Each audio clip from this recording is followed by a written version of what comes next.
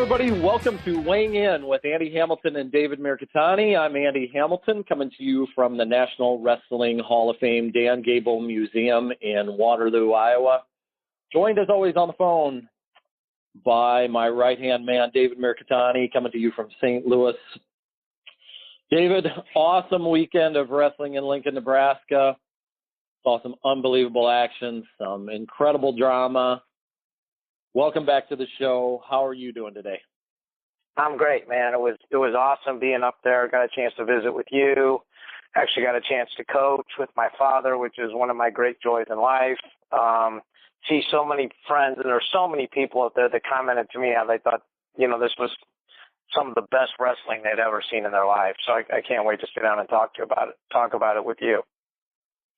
Yeah, absolutely. And I'm not one that typically gets too caught up in the best sense. I mean, I think some of this, we have a tendency to get a little caught up in recency bias, but man, I don't remember ever witnessing a better night of wrestling than Saturday night. And, so much stuff that transpired. And, like I said, incredible drama, great action. We could probably spend 5 hours talking about, everything that transpired in Lincoln this weekend. But, I don't know about you. I don't have the time for that. People probably don't want to hear us talk that long, but we're going to break this thing down a little bit. Got a lot of stuff, as I mentioned, to talk about. Olympic weight classes down 56 athlete spots. Obviously, the World Team Trials. Just to give a quick plug, Disney Duels on track wrestling this week. Cadet Duels on track wrestling this week. We're also going to be joined later in the show. We're going to hear from David Taylor about that 86-kilogram epic final series with Jaden Cox. David, where do you want to kick this thing off? I guess if, let's dig into the trials and maybe just, start at the beginning by weight classes and, you want to start with the senior guys primarily? Yeah, let's do it. I think it's probably a good starting point to be 57 kilograms. Let's go lightest to heaviest, or at least start off on that path. We talked last week that, we felt that if there was going to be a surprise champion, that 57 kilograms was certainly one where it could happen. There looked like a lot of parity on paper there and a lot of guys capable of winning that tournament. And Thomas Gilman, the guy who emerges there, unbelievable run by Thomas Gilman, knocks off 4 NCAA champions. Everybody he beat along the way was an NCAA finalist. Takes out Tony Ramos in 2 straight in the best of 3. David, he really had a role in it. I mean, you go back to the beginning, we saw at the NCAA championships, he had a hard time getting to Darian Cruz's legs in that NCAA semifinal. And he was like a dog on a bone attached to Cruz's legs throughout that opening round match, 9-0. Really controlled things from start to finish. Cruz really didn't sniff points that I can recall, and it seemed like that was a good launching point for Gilman for the rest of the day. Yeah, it was. And Gilman's the first guy ever to win the Last Chance tournament to get into the bracket and then make the world team. Like you said, every guy he beat was a national champion, and he wasn't an NCAA national champion. And this weight class was just really crazy. I mean, you talk about just quickly some of the specific matches. When he beat Graf 1-1, really didn't look like Graf really either wanted to attack that much or could attack that much. I think Gilman must be a much better hand fighter than maybe even it appears, or the way his stance is, I think it prevents guys from shooting a lot. Then in the bottom half of the bracket, Garrett 4 points down on Waters right off the jump, and then Waters comes back and beats him 18-6, which was just insane to watch.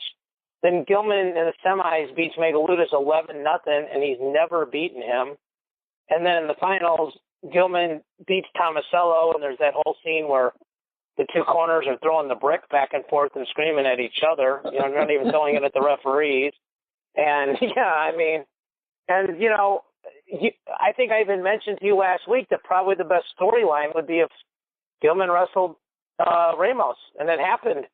And I think Ramos has really good defense in you not getting to his legs, but I think guys finished on, or not guys, but Gilman's finished either with a push out or a takedown every single time he got two hands wrapped around Ramos's leg. So I think that's something he's going to have to work on, defend not just first line of defense, but second line of defense once guys get past his head and hands. So, yeah, it was super, super crazy, man. And we talked about this. Gilman was losing to Shazer 6-0 going in the second period of the last chance finals to get into this thing. I mean, just an unbelievable run from, that last half of that match, running through the bracket and winning 2 straight against Ramos.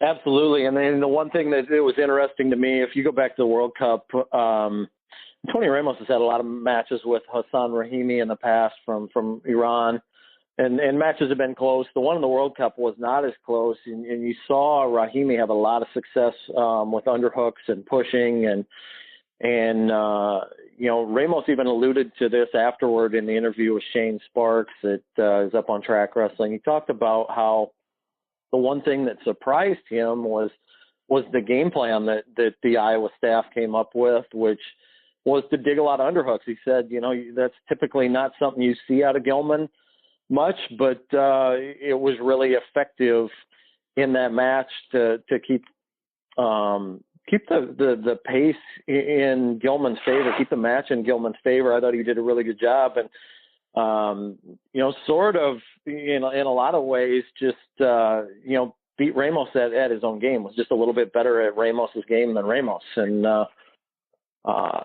if you would have told me last week that Gilman would beat any of those guys in his path, I mean, I figured he could beat, everybody you put him up against, but to be able to do it in succession without a hiccup along the way.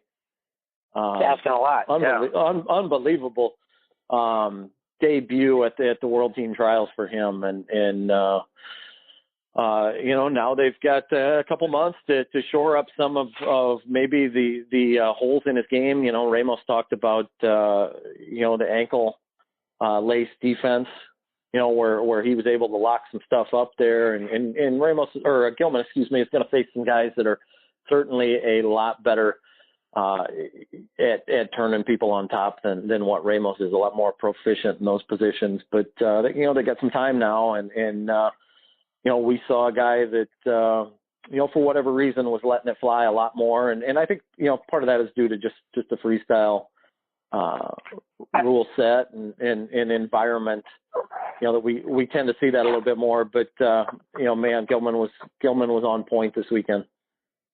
Yeah, there's like 3 things that come to mind when you say that. Like, first of all, I really think Gilman losing at NCAA's helped him. I think he's probably trained a lot harder. He's probably a lot more ticked off. I mean, I don't know if he would, in hindsight, make that trade. You don't obviously do that. You try your best at both events, but I think it really, really motivated him. The second thing is that underhook strategy is something you saw a lot. I mean, we've seen Isaiah Martinez do it a lot, but against Nolf, and we saw Dake do it effectively against Burroughs in stretches. So, yeah, I mean, and I don't know about you. I mean, you were sitting fairly close to the mat. I was sitting fairly close to the mat, but we were on opposite sides. Gilman looked bigger than every single guy he wrestled, and it didn't really look close. I mean, at least to me. I don't want to put words in your mouth, but that's what he looked to me. So, and then just one thing quickly, Gilman, made some unfortunate comments in his interview, and I was glad to see that he apologized because as somebody who is Japanese American, we need to judge people on who they are and not what they are, not use those kind of terms. But I don't think he meant anything by it. I think it's just really a statement, really almost out of cultural ignorance, not out of malice. But I am glad he did say something about it because it's a very, in my culture, that's a very, very hurtful term. So I was happy to see that was corrected. Well, moving on to 61 kilos, David, I'm not sure that there's anybody that's more clutch than Logan Stieber, and wrestling 5 minutes and 55 seconds, not going to cut it against that guy. Just we've seen time and again here in the last year he finds ways to come up with points in the closing seconds. And Kendrick Maple, I don't know about you, but Kendrick Maple sitting there up 6-0 in the first match, got to be feeling pretty good if you're in his corner. But that being said, you know, it was like the air came out of the balloon for Maple after that lead got away. Yeah, I mean, you know, if you kind of work backwards, you know, once he lost the first match, I mean, the guys I'm sitting with, I'm like, it's going to be done quick, and it was. I mean, when you're 6-0 up against the champ, like, you got to close that match out, you know, I mean, and even if it was up, I think it was 8-7 with like 20 seconds left, and just kind of gave up a goofy takedown at the end. It wasn't even like, it was just kind of it looked like a soft scramble. So, I don't know. I mean, Stieber is super composed, but it feels like this weight that there's levels, right? Like Stieber's at a level, and I think Maple's at a level above everybody else. And then like the Brandon Wrights and the Cody Brewers and Kindigs and Colognes and those guys are all kind of on their own level and kind of who's hot that day. But, yeah, that was – you have to feel good about Stieber as the representative at 61 for the United States for sure.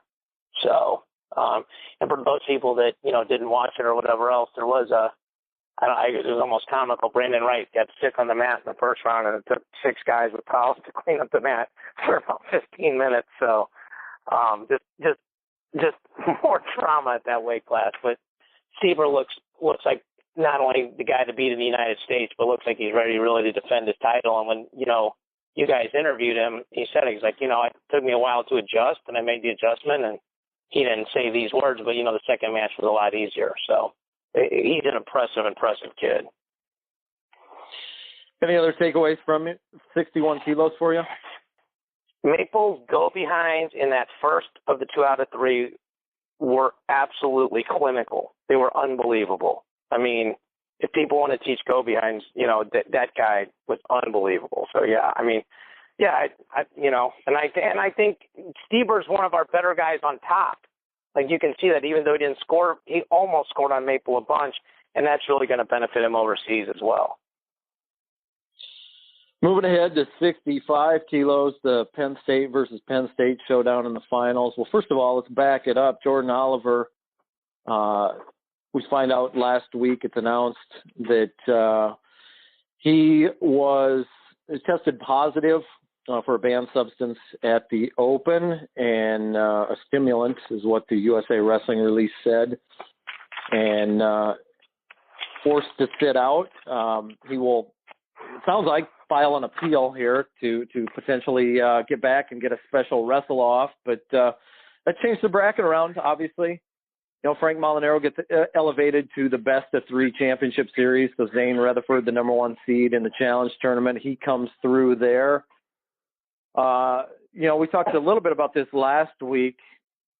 A year ago, this was the deepest weight that there was. I mean, you had Molinaro coming out, I think, as a 9 seed out of the trials and winning the tournament. And so many NCAA champions, and plus Pico in that bracket. It feels like 65 is really thinned out here over the course of the last year. And it felt, I don't know about you, but it felt to me like we were going to see Zane versus Frank in the finals, which is what we got. 3-match battle, and you know, Rutherford wins the last 2. David, thoughts on what you saw at 65 kilograms, particularly in that final series? Yeah, a couple things. You know, I think he was facing you with his back towards you, but at the end of the first match when Zane lost, he had this really interesting look on his face. He kind of stuck his bottom lip out a little bit and just kind of nodded his head and looked at the Sanderson brothers, and almost like the guys I was sitting with, they both looked at me and we all said, "You see that?" It looked like he's like, "All right, I lost, but I figured it out. I figured out what I got to do." And I mean, also just there were some super iconic photos of him, you know, after he won, he's bleeding and everything else. It feels like Molinaro's setups, especially to that left leg, backside, high crotch, certainly they didn't look as crisp. I mean, and maybe that's a combination of he didn't have a day full of matches. Maybe it's, hey, I worked out with you every day for years. I know how you set that up. But it didn't look right, like he was at the same level And Zane and Gilman are part of, 4 guys along with Cox and Snyder that wrestled in the collegiate season. So I think this argument that collegiate wrestling is screwing up folk style is probably kind of wrong. I mean, half the team is guys that just wrestled in March in the NCAAs. So that, and then, I talked to some people in the know about the Jordan Oliver situation, and the levels he tested at were really low, and they feel confident at least his appeal will be heard, and but that it was probably in all likelihood just a supplement that he took and it was unintentional. But Zane, I mean, Zane, I think a little bit, certainly better than I do from doing some interviews with him. He seems like really just kind of a happy-go-lucky kid who just is a hammer when it gets time to do stuff. And I mean, I don't know if he can go place in the world at that age, but his learning curve, I mean, his trajectory really feels like it's up and steeply up. Yeah, for sure. I mean, the guy, what he's done at the college level the last 2 years. I mean, with the exception of that brief hiccup in January where, Sorensen took him to overtime and he had the close match with Kalika, he has just throttled everybody here for 2 seasons. And right. And you talk about levels, and he's in a different world right now than everybody else at 149 pounds in college wrestling. And what we saw at the Olympic trials last year looked like a guy that was certainly ready to be in contention to make this team this year. And, if not for that correct throw, that goofy position out in Vegas, he's sitting, he's wrestling Molinaro in the finals with a chance to sit out. But man, he just rolled through the challenge tournament this past weekend. What was it? 14-2 over Ironman. 14-2 over Ironman. I think that Ironman might have scored the first 2 points.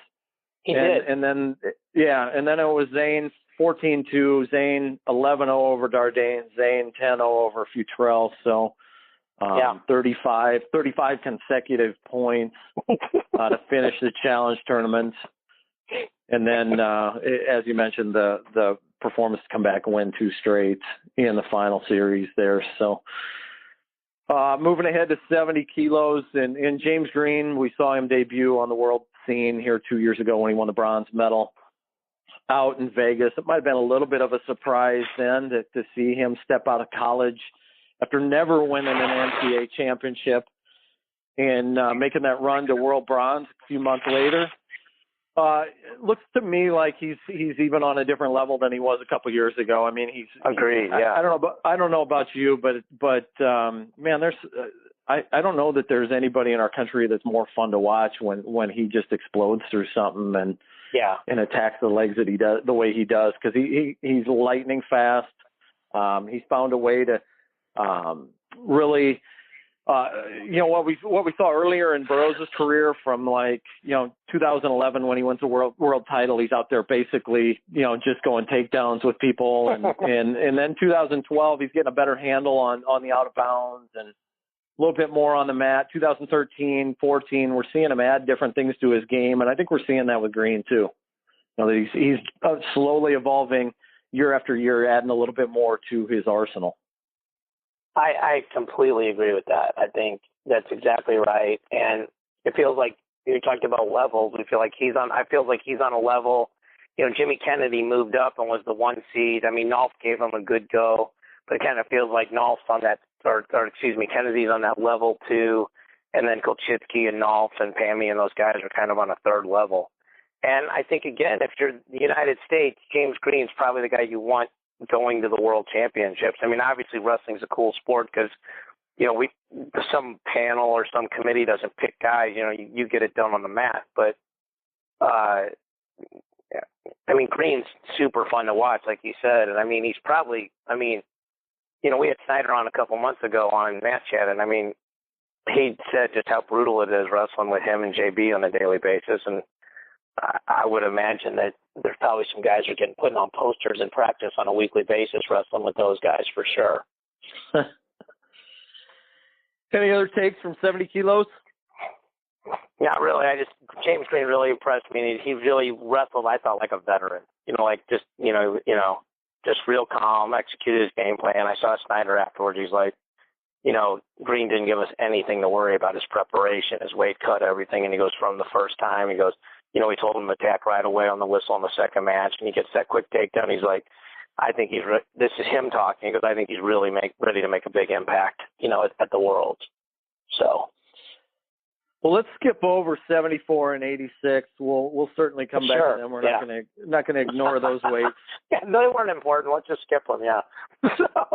But going ahead to 97 kilos, and we saw 2 years ago, Kyvan Gadsden obviously had to fall in the NCAA finals against Kyle Snyder. Also handed him a loss out in Vegas. But then Kyle, obviously we've seen him jump levels. Multiple levels, multiple stories. The guy turns it around 23-2 in 2 matches. You talk about different levels, and then there's Kyle and everybody else, or Kyle, and then there's Kyvan, and then there's everybody else, and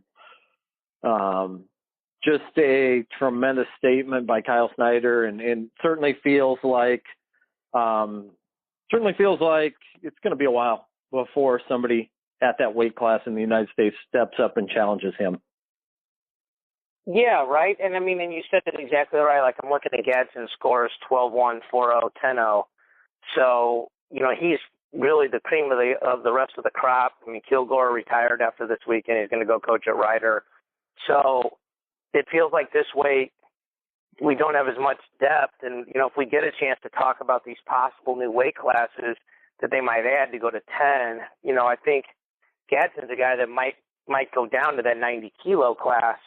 And I think he'd have to be, on paper right now, the favorite to represent America at that weight.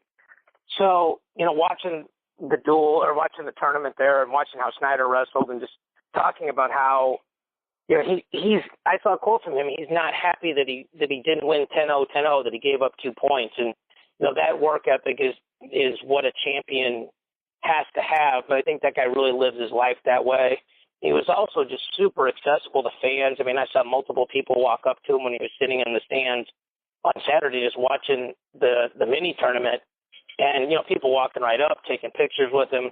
I just think the guy's an unbelievable ambassador for our country and for our sport, and an incredible amount of composure for a guy that's his age. Moving ahead to 125 kilos, David, Don Bradley comes through the challenge tournament, 5-1 over Bobby Telford, 8-1 over Tony Nelson. And he gets Nick Gwizdowski in the finals, but Gwiz takes him out in 2 straight. David, what did you see at heavyweight? Well, I'm friends with Dom. I've known him forever. He's a Missouri guy. I thought he wrestled really well in the mini tournament. I actually thought he wrestled really well the second match with Gwiz, and he's went in by 1 with 15 seconds left when they went out of bounds, and just couldn't find a way to close that match out and, create the third match and put some doubt in Gwiz's mind. To Gwiz's credit, he wrestled really, really well the first match and found a way to win the second match. And he sure seems like he's got a lot of offense for that weight. And you're a guy that stresses how much more athletic heavyweights got and are 285 in college, 275 in freestyle, and how at the World Championships how guys are getting the legs, and it's not just fat guys weighing in on each other. So, I think, Gwiz is pretty new at the senior level in terms of going to big tournaments, but I think, that the USA Wrestling staff is excited to have him there. And, Dom and these other guys and all these weights, the guys, the second, third, guys, they'll be training with these other guys and getting them ready. I think, Gwiz and Pat Popolizio and that staff out there are excited to see him, how he's going to perform at that next level in a couple months. Well, let's shift gears, go backward. The 74, Burroughs in Dake, and the bracket there. Kyle Dake obviously comes through the challenge tournament, takes out Isaiah Martinez in his first match of the day, 9-2, that toss where he took Aymar down at the beginning. That was loud. It was thunderous. It sent a message. And then the 2-1 over Alex Derringer. I heard several people in between sessions think that, Kyle Dake's not looking that good. Burroughs is a clear-cut favorite Saturday night. And felt to me like it was still going to be a knockdown drag out in the finals. I don't know about you, but that was the feeling that I got, that I wasn't really reading too much into the challenge tournament. But, man, everything that had been talked about for months, ever since Kyle Dake made the determination that he was going to go back down to 74 kilos, it lived up to all the hype. It was amazing, right? I mean, just, when he chest lifted Burroughs in that first match and, got the win. And I mean, it's kind of funny when I don't know if funny is the right word, but when you're watching the match and you watch enough of these and the score, I still think 80% of the people in that crowd just think last point scored is the first criteria. And I mean, because when Burroughs tied Dake with like 5 seconds left or 3 seconds left or whatever the exact number was, the crowd went crazy. And Burroughs knew he was still losing, but those matches were crazy. And I don't know who's caught up on it, but the second match where Dake, they called a 2 for Dake, and then it changed it to a 1, and then that put Dake behind Burroughs and where he would have been in the lead. And Rob Cole just literally almost thought he was going to literally go put hands on Rick Tucci. He literally walked probably 20 feet from the corner over there. I wouldn't want to have to go through Les Gutches, that dude put together. But I mean, the high, like you said, just the tension, just the anxiety, the stress level, and those guys are so good. It'll be super interesting to see what Dake does if Burroughs medals. Does Dake move up to that 80-kilo weight class if that gets voted on, where I would have to think him and Dieringer would be the favorites there? Or if Burroughs, were to not medal and, they would come through the U.S. Open together like they did last time, would Dake stay down? But those guys are unbelievable. And I mean, whoever would have won, you feel like the U.S. has an unbelievably qualified guy to go do work at the Worlds. I mean, you were on press row. What were the impressions of guys like Mike Finn and those guys? What were you guys saying about the whole thing? Well, going back to the chest wrap, I mean, that was a position where, like, he just froze Jordan Burroughs in his tracks on that, Burroughs shooting that double leg, and it was like he just ran into a brick wall and stopped him there, and then just a bomb of a throw. That was to me the defining moment of the first match. But also, Kyle Dake talked in Vegas, and he talked after the challenge tournament about needing to make more happen. And what does he do in that first match? He comes out, fires off a shot in the opening seconds, finishes it about 30 seconds in, and kind of sends a message that, look, I'm here, and I'm not going to stand around and wait for push outs and clock cautions, clock points and stuff like that. So. That was interesting. I thought the second match and the sequence that you described, and I would even say this, I'm not one that gets into hyperbole a whole lot and says it's the best I've seen since, but that last minute of the first match, I'm not sure that I've ever seen a more captivating minute of wrestling than that last minute of match 2. When you think of everything that's in play, Burroughs having to come back from down 3-1. He was down 3-0, gets the point when the clock runs out on Dake with about 1:10 to go. 45 to go, and Burroughs gets in, scores 2-2 on the edge to go up 5-3.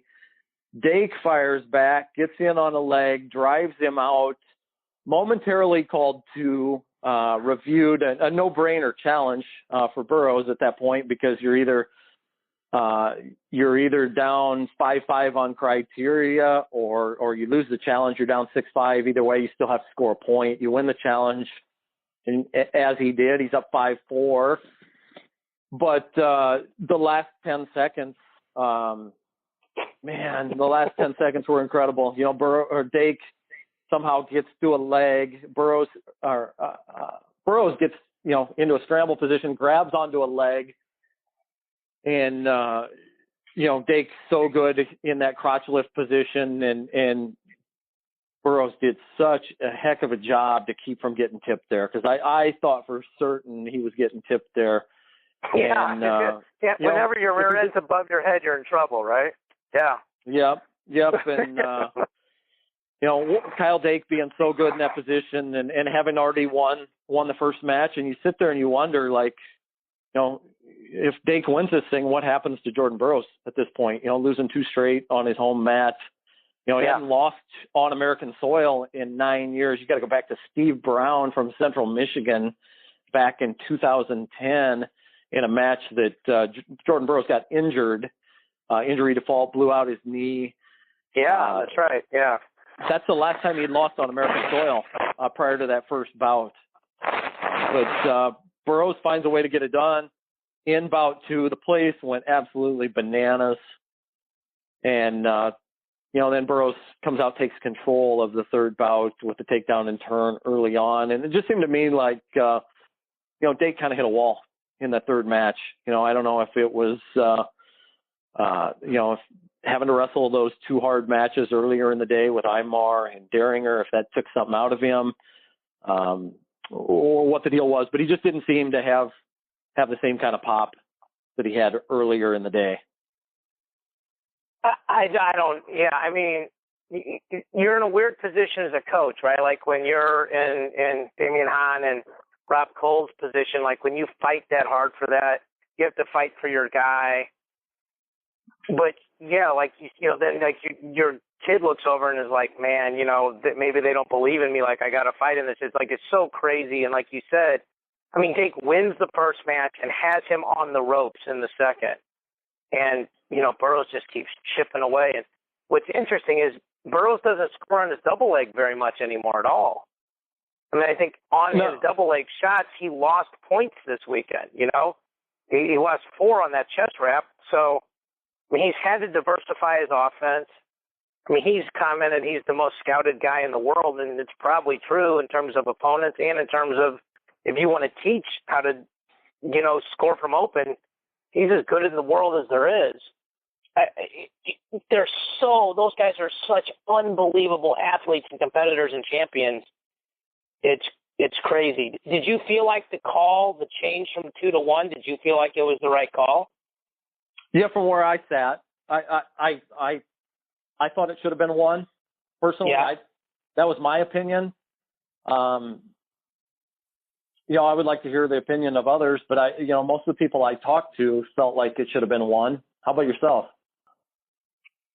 I really wasn't sure in the beginning, and then I watched, you know, all the replays, and I think it was the right call. I mean, you know, even Burroughs, you know, said in an interview that, you know, he knew some of the calls went its way. You know, I don't think it was home cooking. I think it was just a really close call that didn't, you know, that didn't go his way. But, you know, if you look at this weight, it feels like the gap between Deringer and Dake is closing, and it certainly feels like the gap between Dake and Burroughs is closing. And I mean, Burroughs, is still the man, and he might very well win the world title. You know, but you have to feel like these guys are, like by 2020, these guys might just be neck and neck and neck with each other. It'll be interesting to see. So I just can't tell people, just those 3 matches alone, if you bought a ticket, were worth the price of admission on Saturday night, wouldn't you say? Yeah, absolutely. And I tweeted after the first match, let's go best of 5. You know, that first match was so entertaining.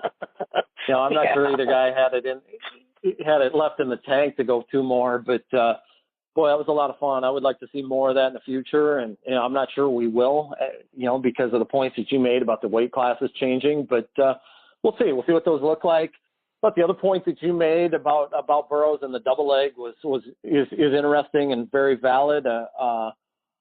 You know, it's you know, and Jordan even admitted this. He's maybe not quite as fast as he used to be. And it kind of reminds me of some of these pitchers that we've seen that have lost a little bit off their fastball. I'm a Yankee fan, and I remember back to Andy Pettitte and Mike Messina at the tail end of their career. They experienced some bumps in the road there with towards the tail end of their career where they just lost a little bit off their fastball, and it took them a little while to adjust.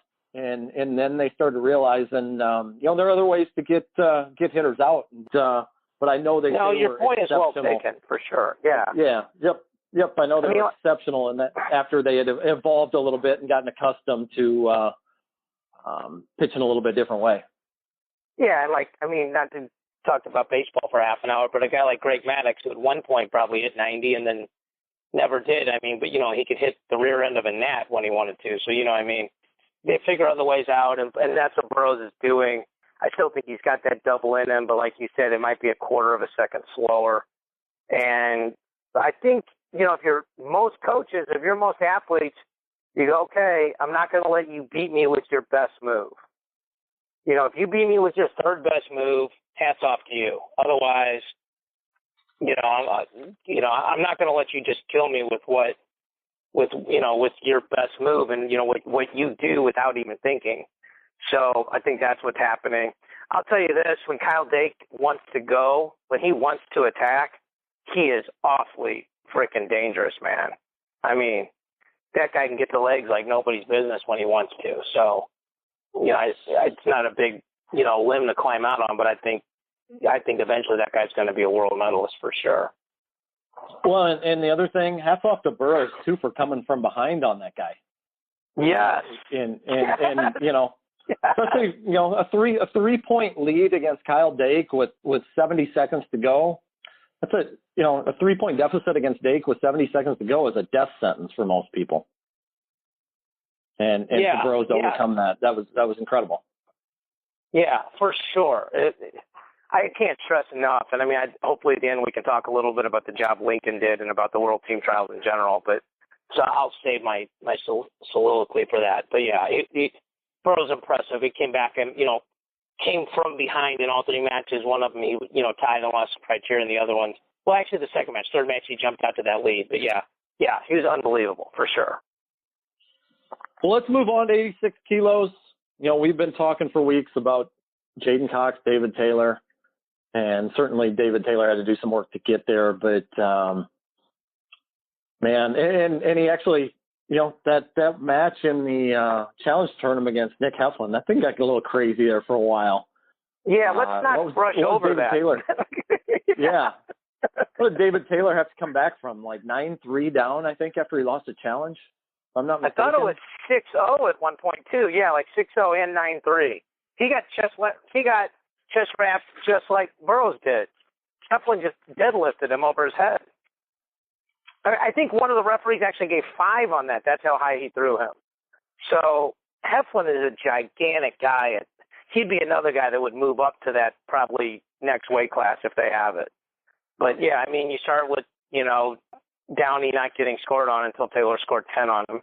And then that Downey Taylor actually gave up a push out right away against Crutchmer. To Crutchmer, yeah, right. And then he reeled off 14 straight. Yep. That's right. And then he got 10-0'd by Taylor.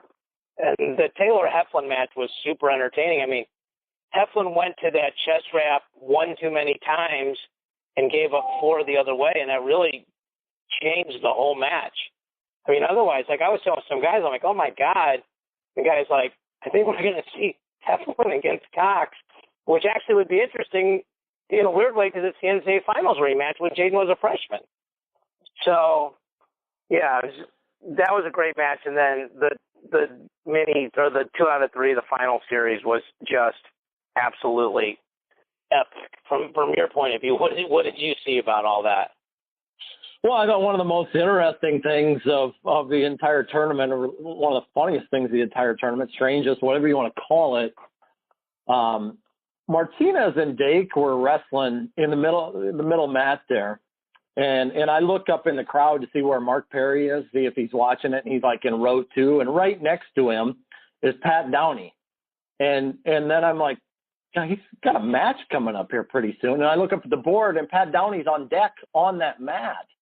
And there's like a minute and 10 seconds to go in that match, and Downey finally gets up to go to the back, and I don't know if he's got the Ray Brinzer mentality that if you get into a street fight, you don't have time to warm up, so that's why he wasn't big on warm-ups. But I thought that was pretty interesting that Downey's in the crowd watching, and he's got to wrestle David Taylor in like a minute and a half.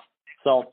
But anyway, yeah, you summed it up right. I mean, the final series at 86 kilos was epic. And, I think a lot of people figured it would be. Just, what Jaden did in his first time out last year, and just the progression that we saw him make from outing to outing, going through the Olympics without getting scored on, and then David running through the World Cup the way he did, arguably the best World Cup performance in World Cup history.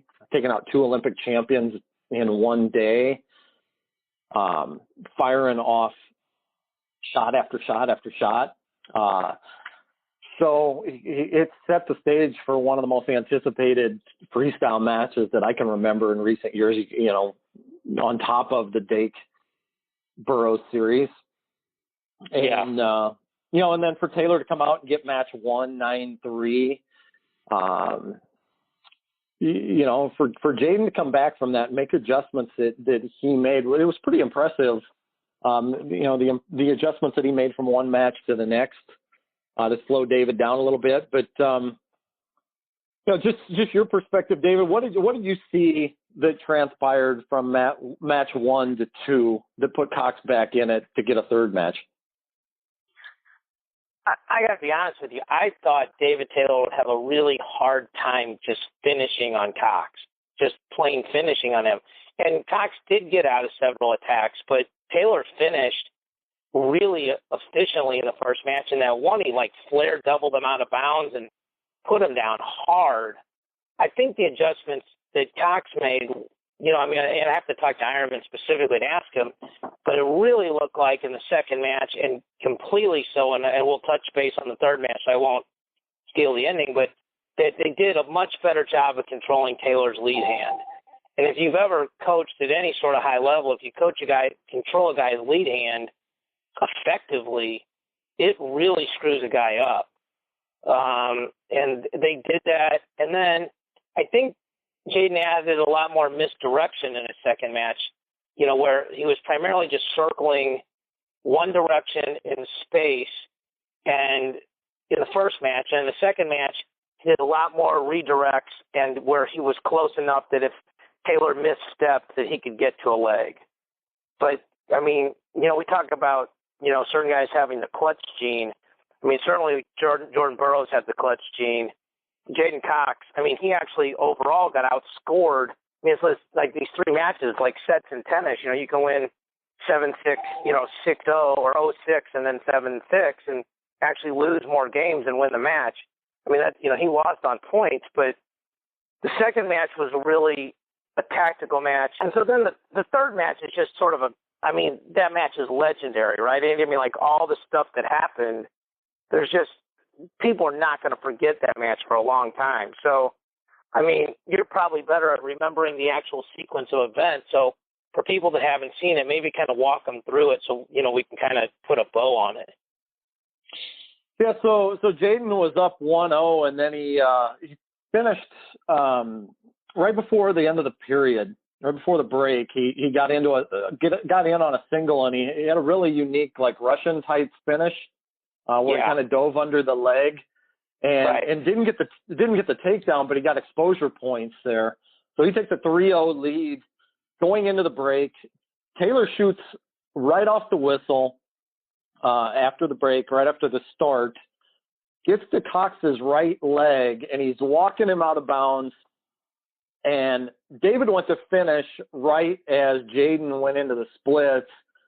And Jaden's right knee buckled. And at that point, the arena went completely silent, and all you can hear is Jaden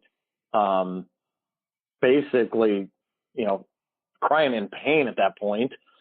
And I don't know where what you were thinking from where you were sitting, David, but I wondered if it was done at that point. The kind of pain that the guy looked like he was in. For sure. Yeah, he's a tough kid. I mean, there's three things that went through my head. Number one, maybe he's done. Number two is guys that good generally don't get hurt. So when they do get hurt at all, it really freaks them out. And three, I had literally just seen something that looked very similar the day before when we were coaching Severado and he hurt his knee against Heinzelman. And, the difference there was I was on the mat and the trainer came out and did some stability testing and said he's got a sprained MCL, but he can wrestle if he needs to or if he wants to. So, yeah, I mean, but your point about that, you could drop a pin in that place. That's absolutely what happened. I mean, and that was the very last match of the night, correct? No. They still had the second to last match. Yep, yeah, yep. But I mean, it was the penultimate match. I mean, and the cool thing about the finals for people who don't know is they only ran one match at a time, so you could really just you're not watching multiple matches. But yeah, I think I think everybody's initial reaction was it's done, and what a horrible way to lose, and what a bad way to win, right? Like Taylor wants to make his world team. I mean, you did a great job getting this interview with him.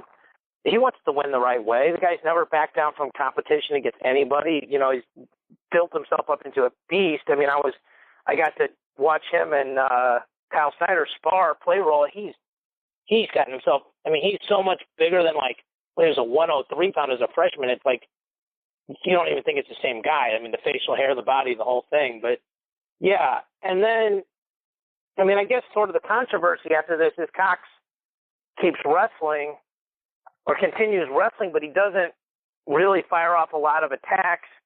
And I think the big controversy was they were so sweaty, and the mat was like part lake, part skating rink, right? I mean, they're sliding all over the place.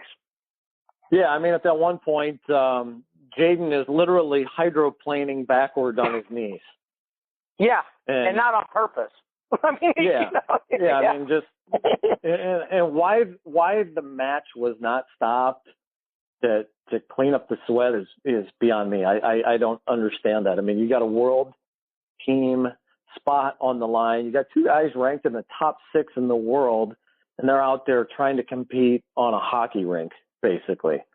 And nobody's got any footing. You can't get a grip on either guy. I don't understand it. I mean, it certainly was not the kind of conditions that you'd like to see a world team spot determined on. Is there any rule that says they can't stop the match in that scenario? I don't know. I mean, I read through the entire rule book getting ready to coach this weekend. I don't remember reading anything like that would prevent them from making that decision. But they had a super high-level ref doing that match. I mean, if you're a Jaden Cox fan, you're like, the guy wrestled on one leg, gutted it out, made the world team. If you're a Taylor fan, it's like, look, you got to dry both of them off. You got to dry the mat off. Taylor attacked, like crazy in the last 2 minutes of that. And Cox scored, but he scored just off Taylor overextending himself on offense. And if you put 1 caution and 2 on Cox, then Taylor wins the match. And Cox, there was no way he could mount an offense. I guess I shouldn't say that. The guy was unbelievable. It wouldn't have been very likely that he would have been able to mount offense. But I'm telling you, that place was pins and needles and electric. And then, I think kind of the actions at the end of the match really just kind of took away from it, from what was an unbelievable win by Jaden. And you never see Cale Sanderson get that frustrated. And he was, and Taylor was super frustrated too. So, kind of unfortunate how it ended, but that match was just epic, man. I mean, I think because I came down to talk to you right afterwards, and we were just both kind of shaking our heads going, did we really just see that? I mean, it was crazy. So. Yeah, absolutely. Well, I had a chance to catch up with David Taylor on Tuesday, and let's give that a listen to hear what he had to say about that match. Well, I think, as series a whole, Jaden's an extremely gifted wrestler, great competitor, and I knew going into those matches that they're gonna be absolute battles, and they were. I mean, every one of those matches are really razor thin. So I believe in my heart that competing for the United States spot are the number 1 and number 2 guys in the entire world right now. After wrestling the guys I've wrestled this year, I believe that I believe that Jaden is absolutely one of the best guys. So points are definitely hard to come by. So when you get the opportunity to score, you definitely got to try and capitalize on takedowns and not push outs. And ultimately, I think that comes down to both of us. Both of our, when we both get into those flurries, it was important that we each try to, finish with takedowns and not push outs. And ultimately, the takedowns are what made the difference in the overall, in the bouts overall. After kind of looking back on it. It looked like a hockey rink out there by the end of the third period. What was it like trying to get your footing on that mat? I've never, in training with Jaden last summer, we definitely, we were in some situations like that, like where it was hot and humid down in Rio and the match was slippery, but it was nothing, it was nothing like that match. That last 2 minutes and 40 seconds of the third match was just, there was no traction really out there, and Jaden and I both at one point had asked, I think in every match to get the mat cleaned up and the ref would just bring us back to the center and start wrestling. So, I think that the conditions were not ideal for either one of us. But that is what it is. The toughest thing, in looking back and reflecting is I can control, the things that I control are how hard I wrestle, my effort, giving everything I can. And that, looking back, gives me some peace because I wrestled as hard as I possibly could every single match that I wrestled in. And I think some of those outside factors are things I can't control. I can't control the mat conditions. I can't control some of those other things. But looking back, what I can control, I gave as much effort as I possibly can and try and give myself a chance to represent the team. If you could have a do-over on anything, what if anything would you change? Is there anything? When I got a push out to take the lead on criteria with minute and 30 seconds or something like that. It's kind of a blur looking back, but I didn't take a second to think that maybe it was wise to take my foot off the gas pedal at that point and make him have to come score on me. But ideally, but that's just not me. Yeah. I'm not a defensive wrestler. I'm gonna give a full throttle effort. I'm gonna keep shooting, keep scoring because I wanted another point on the board. I did. I wanted it badly. I wanted to take down on the board.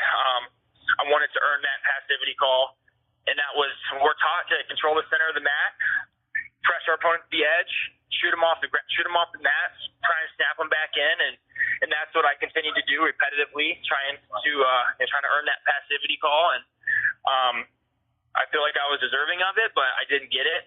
So maybe looking back, maybe I would have been wise to change my focus, but then the match is completely different. It's a 3-3 match, and then maybe I'm at risk of being off for passivity or something crazy. So, it was absolutely, it was the craziest 2 minutes and 40 seconds of a match I've ever been a part of, for sure. I can tell you that, just from every angle and perspective. Just the intensity,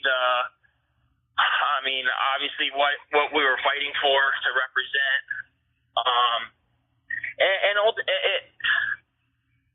I think the thing that's hard, is it's not just a wrestling match.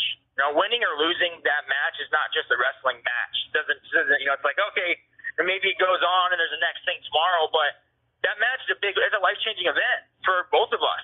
The winner you were professional, so you win that tournament, you get paid. You go to the World Championships, you win the medal, you get paid. You don't go, you don't. And that's what hurts. I'm representing not only myself, my coaches, my family, and it hurts really bad to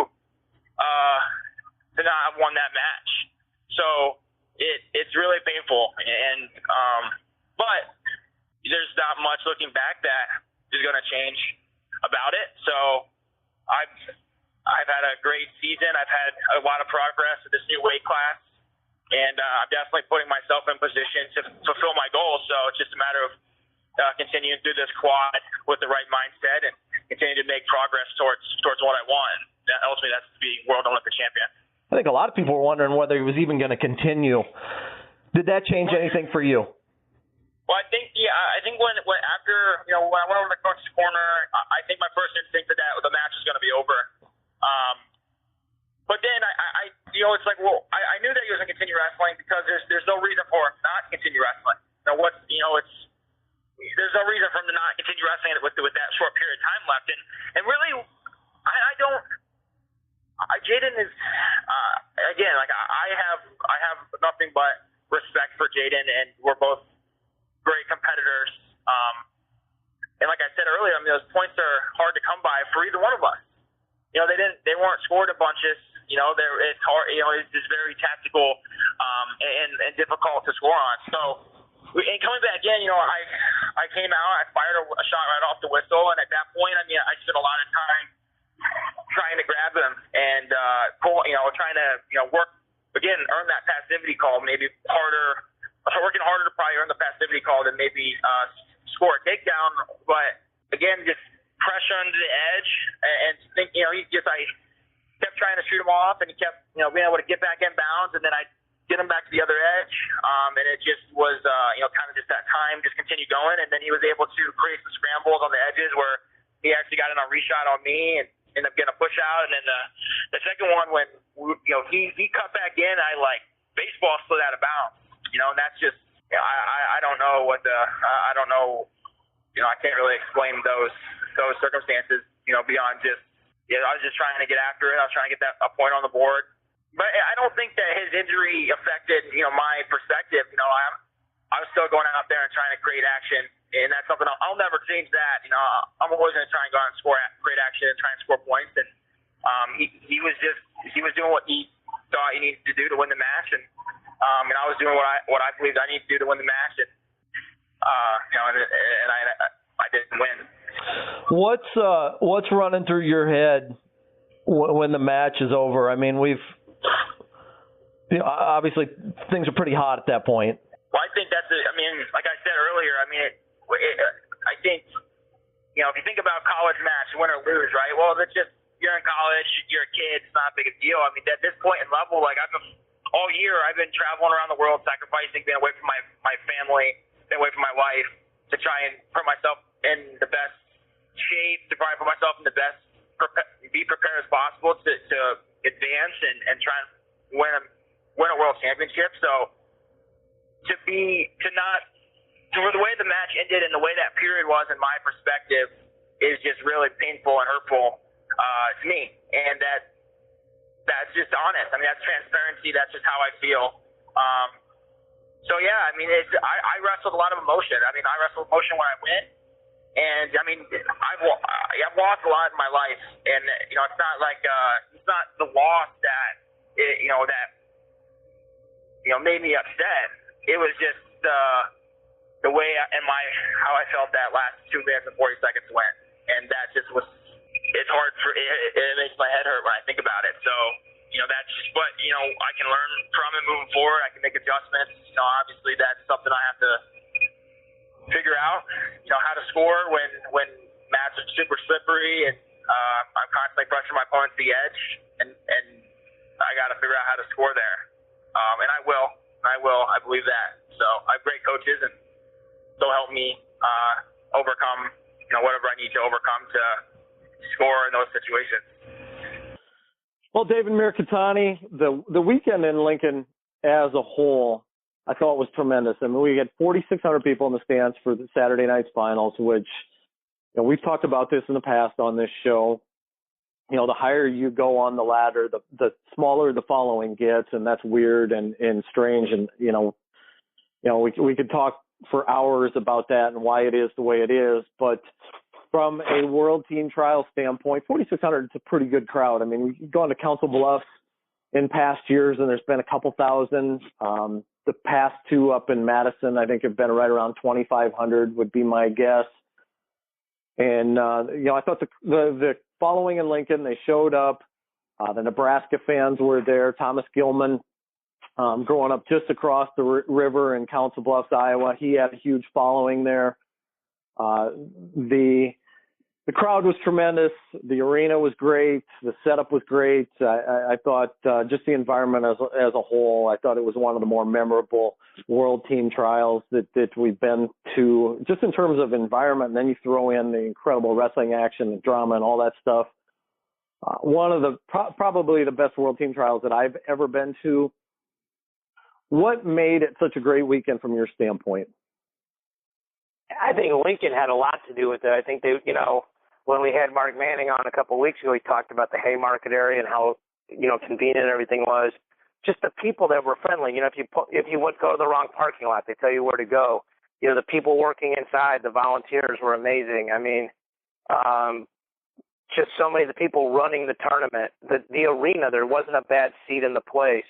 They had a huge social on Saturday night, and half the guys that wrestled were there. I mean, if you're a fan, you got to try to put this on your calendar. I know we've talked about how traveling and all these things are expensive, and certainly not trying to spend anybody's money, but it wasn't super expensive to stay there, and the tickets were not super expensive. I mean, I was so impressed with the World Trials. I'm actually talking to the St. Louis Sports Commission and trying to get them to bid on it. And one of my friends from Kansas City is trying to get them to do the same. And they have not decided where they're going to be next year. I actually talked to Steve Frazier about that Saturday night. They're still taking bids. I think he told me this didn't get decided till like November, December of last year for June. So, it's an unbelievable event, man. It was so cool. Well, David Mirikitani, we're running out of time for this week, but we will get to UWW Juniors next week. We'll talk about Disney duels a little bit, cadet duels, those two tournaments going on track wrestling this week. You will be down in Tulsa next week for junior duels. I will be here in Waterloo for the Gable Hall of Fame weekend. Lots of college coaches coming in for that. Stephen Neal, one of the headline guests, going to be in town for that as well. David, you said you got Kevin Crutchmer coming on this week for Mat Chat. Kevin Crutchmer's coming on, and he runs junior duels, which are coming up, and you guys are trusting me to go down there and do some solo work for track down there. And he was a great interview, and got a chance to shake his hand when he's up there watching his son wrestle. He does a great job talking about the bidding process, how they're growing Oklahoma, how many more high school All-Americans they've had, and how that's helping the collegiate programs there. And then we're working on some big names coming up in the last half of June and July and August before we get, back to, the bread and butter of Mat Chat, which is those college assistant coaches during the season. Well, good deal, David. Thank you as always. Thanks for having me. Quick shout out to Sevi and Severado. I took second this weekend for allowing me and my dad to be in his corner. Well, thank you, everybody, for tuning in to Mat Chat with Andy Hamilton and David Mirikitani. For David Mirikitani, I'm Andy Hamilton. Check back to Track Wrestling for all the coverage of the Disney duels and cadet duels this week, junior duels next week, and David and I will be back at you a week from now.